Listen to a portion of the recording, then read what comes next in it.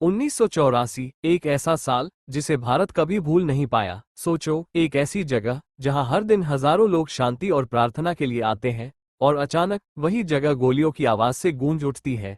एक तरफ देश की सबसे ताकतवर सेना, और दूसरी तरफ एक पवित्र धार्मिक स्थल के अंदर छिपे हुए हथियारबंद लोग।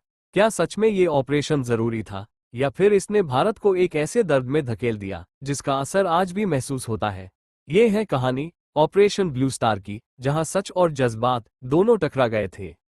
1980 के दशक की शुरुआत में पंजाब का माहौल धीरे धीरे बदलने लगा था। कुछ लोग एक अलग देश, खालिस्तान, की मांग कर रहे थे।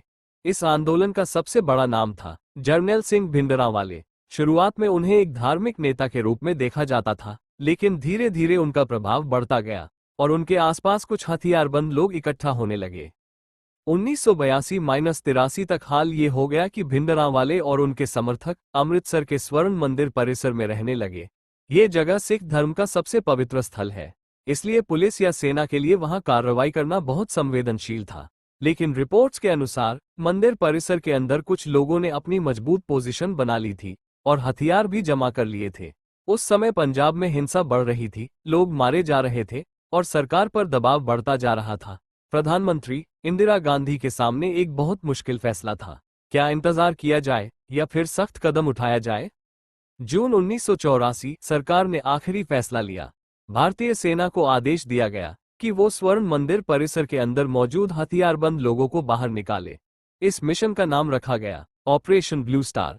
1 जून से ही गोलीबारी शुरू हो गई और धीरे धीरे पूरा इलाका एक युद्ध क्षेत्र बन गया। सेना के सामने सबसे बड़ी चुनौती ये थी कि उन्हें एक ऐसे स्थान में ऑपरेशन करना था जो सिर्फ एक इमारत नहीं, बल्कि लोगों की आस्था का केंद्र था। अंदर मौजूद लोगों ने मजबूत मोर्चा बना रखा था, जिसकी वजह से ऑपरेशन उम्मीद से ज्यादा कठिन हो गया। रात के समय सेना को भारी हथियारों और टैंकों का इस्तेमाल करना पड़ा, क्योंकि विरोध बहुत जोरदार था।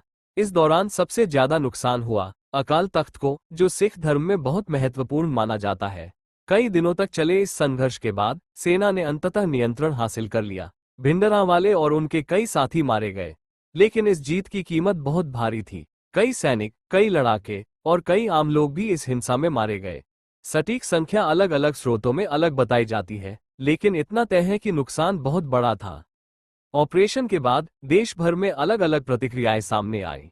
कुछ लोगों ने कहा कि ये कदम जरूरी था, क्योंकि हालात काबू से बाहर हो रहे थे। लेकिन बहुत से सिख समुदाय के लोगों ने इसे अपने सबसे पवित्र स्थल पर हमला माना। उन्हें लगा कि उनकी आस्था को ठेस पहुंची है। इस गुस्से का असर जल्द ही दिखाई दिया।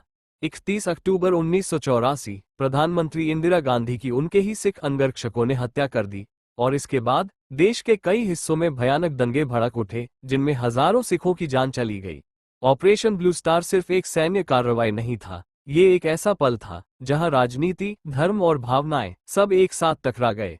इस घटना ने पंजाब में कई सालों तक हिंसा को बढ़ावा दिया और लोगों के दिलों में एक गहरा घाव छोड़ दिया। आज भी जब इस ऑपरेशन का नाम लिया जाता है, कुछ लोग इसे देश की सुरक्षा के लिए जरूरी कदम मानते हैं, और कुछ इसे एक ऐसी गलती जिसे टाला जा सकता था। सच क्या है? शायद सच इतना आसान नहीं है, क्योंकि कभी कभी इतिहास में सही और गलत के बीच एक बहुत पतली रेखा होती है, और ऑपरेशन ब्लू स्टार उसी रेखा पर खड़ा एक सच है जिसे समझना आज भी उतना ही जरूरी है।